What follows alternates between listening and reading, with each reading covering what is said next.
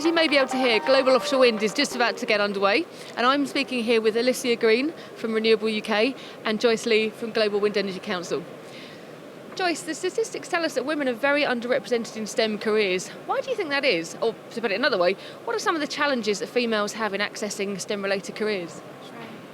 Well, we know that there's no skill set difference between boys and girls. There's no one sex that's better at mathematics or spatial reasoning or verbal recall.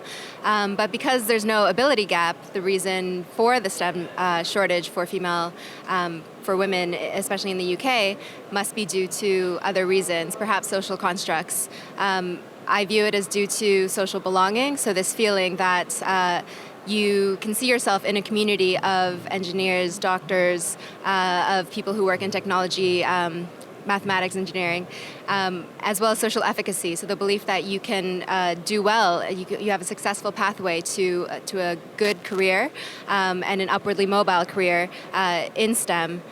So these two social constructs are I think, holding women back from further participation in STEM. And I think Alicia might be able to speak more to the actual data in the UK.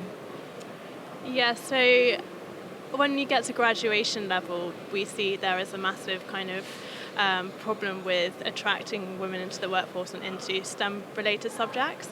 However, the issue actually happens way before that in schools. So kind of post-16-year-olds, only 35% of girls progress with STEM-related subjects compared to 94% of their male counterparts. So kind of the issue there is making STEM, not just STEM subjects, but STEM careers more visible and attractive to women at that age. A lot of girls at that age can't necessarily see themselves within a particular job that's related to STEM in the future, because it doesn't always necessarily follow kind of the key jobs that are kind of showcased at that age. And so kind of in order to address STEM at workforce level, you have to really address STEM at school level first. Thank you, that's really interesting. And I know that there have been great efforts and lots of initiatives designed to kind of tackle some of those issues you mentioned and to break down those obstacles. Joyce, I know that Global Wind Energy Council have really led on this. Can you tell me a bit about some of those initiatives? So this year we've partnered with the Global Women's Network for Energy Transition to create a program called Women in Wind's Global Leadership Program. And what we are trying to do with this program is address both the discipline gap, so going back to the shortage of women in STEM fields, as well as the leadership gap, so addressing the dearth of women in senior roles in the energy industry. And we're doing that with a multidimensional program which includes mentorship, which includes learning and development through knowledge transfer webinars, and which includes in-person networking opportunities. On top of that, there's the challenge for many women of intersectionality, so not just dealing with the challenge of being the only or one of the only women in the room, but also coming from a different sociocultural or even ethnocultural context. Because GWEC is active in emerging wind markets around the world, and a lot of our work is done in the global south, in Latin America, in Africa, and in Southeast Asia, the participants for our Women in Wind program do come from these markets where they are not only women, but they're women of color. So this program is designed to speak to multiple challenges in that respect. And I would just add, back to the STEM participation, I think we should applaud the UK public sector for stepping up and having very ambitious targets with the UK offshore sector deal to have 32% of the offshore workforce by 2030 composed of women. And that's a long way to go from the current 14 or 16%. So doubling that amount of female participation over the course of a decade.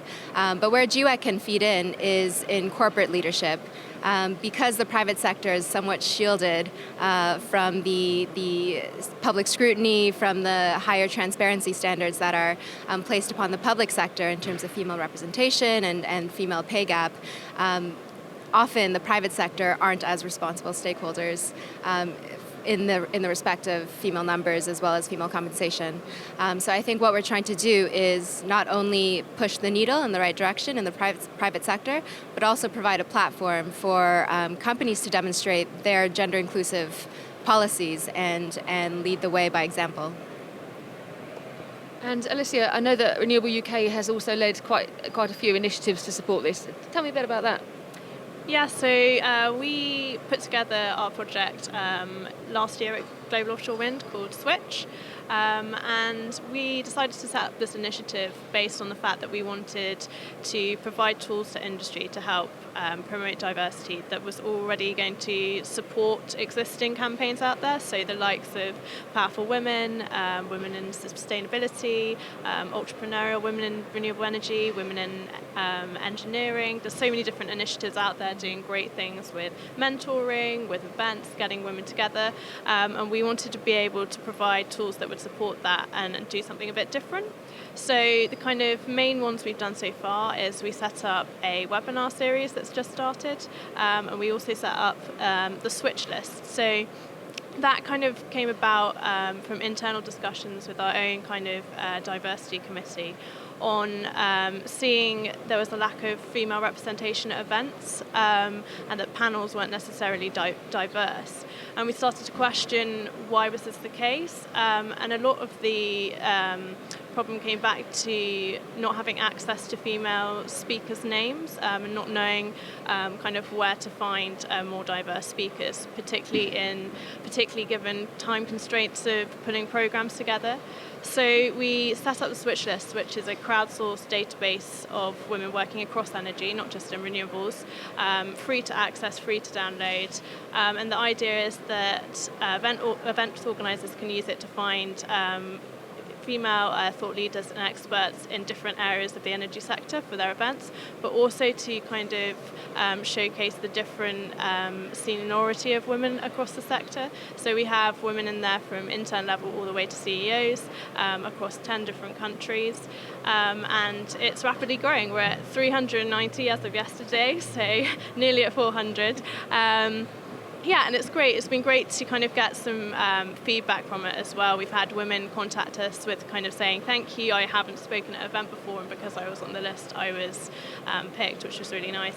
We also have an internal pledge to have 30% female speakers at our events, which also helps kind of drive internal processes and change the kind of internal culture at Renewable UK, where everyone's constantly thinking about how can we promote diversity better and how can we support diverse perspectives in the sector. So yeah, it's been really good, but still growing, and very much looking forward to see what we can do this year with it too.